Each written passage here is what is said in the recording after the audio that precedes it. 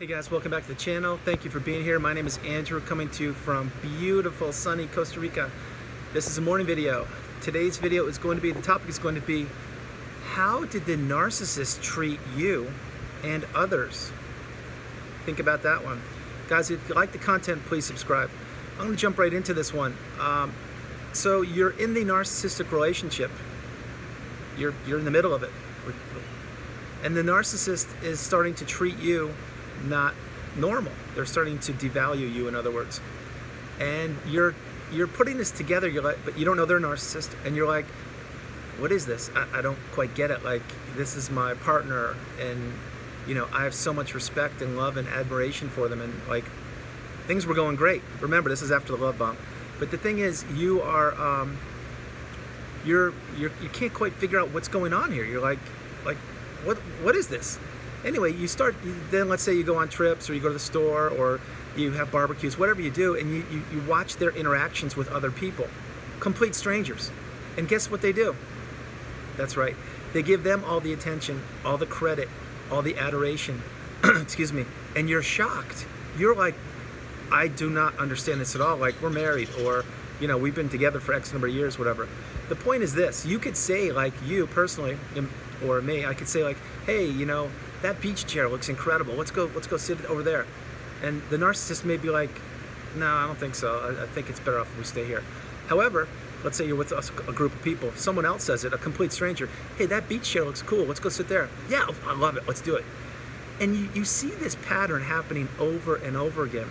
It's not just with maybe how do I say it? It's happening with complete strangers, with anybody. Like anybody, the checkout person at the store, which they can treat very rude, by the way. But people that they're just agreeing with for whatever reason, and you don't know what's going on, and you're saying to yourself, why is this person not treating me like I deserve to be treated? Like, there's a different level of respect and trust when you're in a relationship. In other words, let's just, for this example, let's say you're married. So when you're married, you're on a different level than a complete stranger. You're on a different level than a neighbor.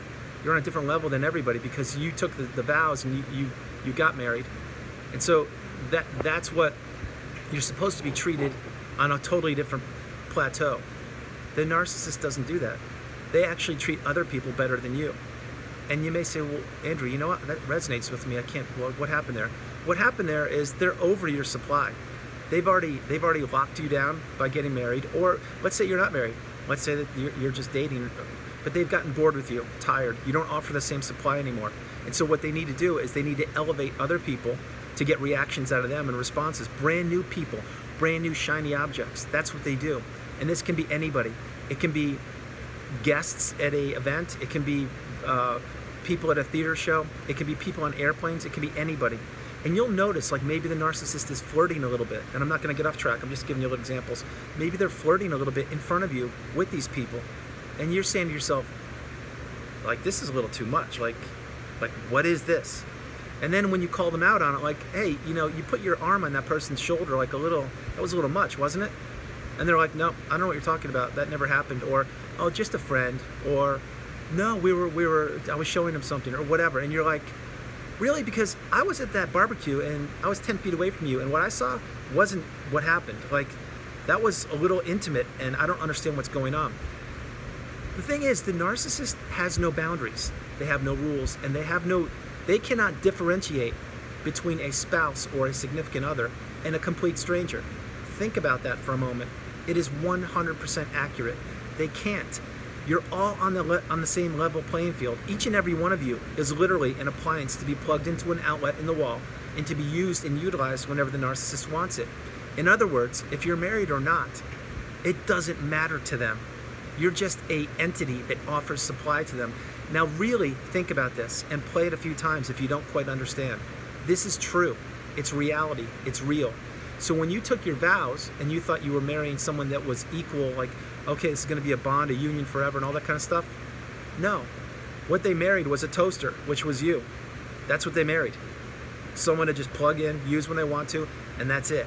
Now, kind of staying back on track, getting on track, is the narcissist never treated you the same or different. Think about this one. In my relationship, I would text the narcissist. This is like, remember, I was in a 6-year marriage, but I would text the narcissist numerous times. Like, I'm not saying every day, like every 5 minutes, no, but like normal. Like, hey, do we need something from the store? What do the kids need? That kind of stuff. And I would say more times than not, I wouldn't get a reply. And then I would, after the narcissist got home and I saw them, I'd be like, hey, what happened? I texted you at 2 o'clock. I never got a reply. It's now 6:30. What's going on? And the answer frequently would be this: oh, I missed it. I didn't see the text. I was busy. I was at work. I wasn't checking my phone. Excuses like that. So, and I am staying on track, trust me. Why I'm saying that is because when you're in a significant a marriage or a significant other relationship, don't you think the priority should be your spouse or your significant other, whoever it is, the person you're committed to? Yeah, that's right. It should be. Because let's say that any of those texts that I dropped during that time frame, let's say one of the kids got hurt, or let's say my car died, or whatever, there was an emergency. The narcissist didn't see it because they didn't see it. Why? Because they don't care. There's too many other valuable sources of supply out there, and I was just one of them, even though I had a wedding ring on my finger. It just didn't matter. And it took me so long to wrap my head around this. And I'm telling you guys, I thought about this for years. Like, why am I not put higher in higher esteem than other people? Not that I'm better than anybody, I'm not. But I took vows and I got married, and I was giving to a fault, like we talked about. But frequently I would just be treated like someone else. And then, lo and behold, I'm kind of staying here. Let's just pretend it's the weekend. And mysteriously, there's a new group of friends coming over. Friends from work, a club, whatever, doesn't matter. And of course, I don't know these people. The kids don't know these people, but the narcissist does. And so we're expected to just jump in there like we know everybody, break the ice, and you know, just kumbaya. This happened about twice a month. No, it happened about once a month. And I could never figure it out, because when we would make these new friends, they would disappear. And the next month there would be new friends. And it would just be like that. The whole time when these people were there at the house, they were being treated better than me. I can specifically recall being at tables, outside tables, whatever you call those things, and being there with a group of people of which I didn't know many of them. And keep in mind, I was married, and jumping in the conversation, saying things. The narcissist, A, wouldn't look at me, B, would not acknowledge what I said, or C, maybe if they did, they'd look at me like I just said something wrong. And I can recall just saying, like, wow, like, should I be involved in this conversation? Should I even stay here? Should I just go inside the house and disappear? Which is what I did sometimes. Why? Because the narcissist wasn't getting supply from me. I wasn't good enough. I didn't fit into that mold of whatever that barbecue event was. It's true, and it's difficult for me to say, but it's real. You see, when it's just you and the narcissist, let's just say it's just the two of you, you are the source of supply. And when it's just the two of you, that's when you get most of the abuse behind closed doors. It's exactly how it works. Why? Because you're in the relationship. You are the human punching bag. You're the person that's supposed to take all of their nonsense, all of the rage fits, and all of the abuse that they throw at you, eggshells, stonewalling, everything, gaslighting. But that's how that works. And when you're in the middle of it, you don't know what's going on. What you're thinking is, hey, I'm with the narcissist, I'm with my significant other, whoever it is, and you know, this is going to be some quality time, just the two of us. That's not the case. When it's the quality time, just the two of you, what's happening is they're on their cell phone texting multiple sources of supply on 3 phones, which is what the narcissist had, a tablet and a computer, and they're trying to figure out what they can do, what other supply they can drum up. I was fooled, guys. For 6 years, I was fooled. I had no idea. I was thinking, wow, this is great. We're just getting some quality time. There was no quality time. What it was is the narcissist looking for more supply.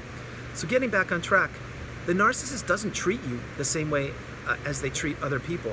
I'm sorry, they treat you the exact same way as other people.